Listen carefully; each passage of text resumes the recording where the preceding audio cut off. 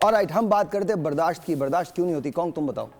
भाई बर्दाश्त इसलिए नहीं होता कि सब्र नहीं होता है, और फिर ये है कि दूसरा बंदा जो है वो दूसरे बंदी की बातों को समझना नहीं चाहता है।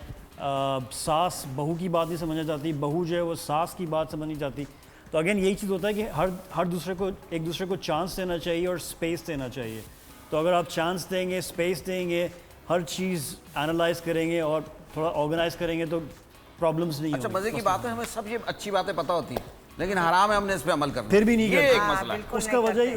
उसकी वजह ये है कि एक तो मेंटल करप्शन, एक चीज़ लेजीनेस सही, और सेल्फिशनेस, अपने सेल्फ सेंटर्ड, बस मैं ही अपने आप को देखना है, बाकी मैंने किसी को नहीं देखना। सबसे बुरी चीज़ है सेल्फिश होना।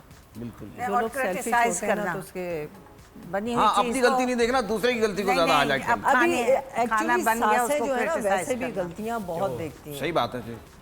मुझे आप लगता अच्छा, है कि एक मैं गजाला आपा से पूछना चाहूंगा, आज आप जरा अपना एक्सपीरियंस बताएं, आपकी सास कैसी थी?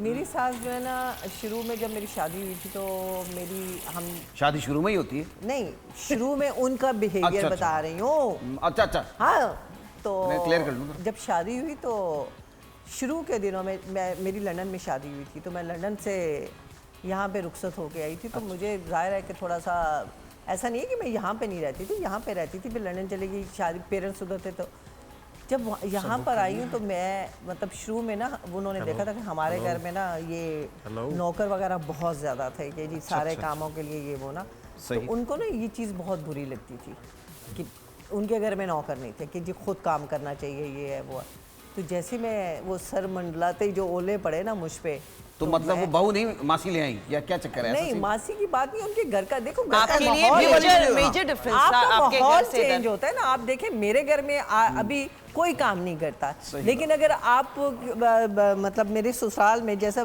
माहौल था तो सब काम करते थे ना। नहीं, ये तो मेरा नहीं कहने कि का नहीं मकसद ये है, मसला शादी ये है करके कि उनको मैं बहुत बुरी लगती थी, जो सच्ची बात है कि मैं बहुत ज़्यादा बुरी लगती थी कि मैं मतलब मैंने फिर अपने आप से बड़ी कोशिश की उनको, लेकिन ज़िंदगी का हिस्सा कुछ मैंने दिया कि जी मैंने परेशानियां बर्दाश्त की, लेकिन साथ मैं नहीं रही इतना अरसा।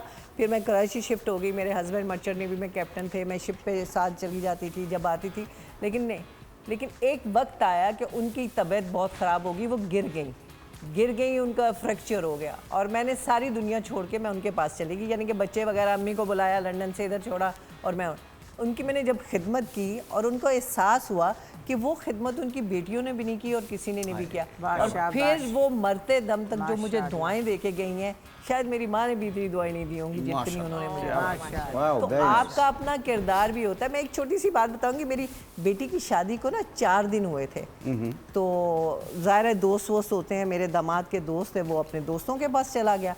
अब 12 बज गए, 1 बज गया, उसकी सास मेरी बेटी ने तो कुछ नहीं कहा, जाके कमरे में थी, तो सास देख रही कि 1 बज गया, तो उन्होंने अपने बेटे को कॉल की और कहते हैं बेटा बात सुनो, मैं तुम्हारी बेटी को गाड़ी की दूसरी गाड़ी की चाबी दे रही हूँ और उसकी भी दोस्तें होंगी ना, खाली तुम्हारे दोस्त तो नहीं है, उसकी भी दोस्तें हैं, तो मैं उसको चाबी दे ताकि वो भी बेचारी अकेली कमरे में बैठ के तुम्हारा इंतजार ना करे, वो अपनी दोस्तों के पास चले जाए, तुम्हें अपने दोस्त प्यारे, उसको अपनी दोस्तें प्यारे, जब तुम आपस में फोन कर लो तो दोनों घर आ जाना।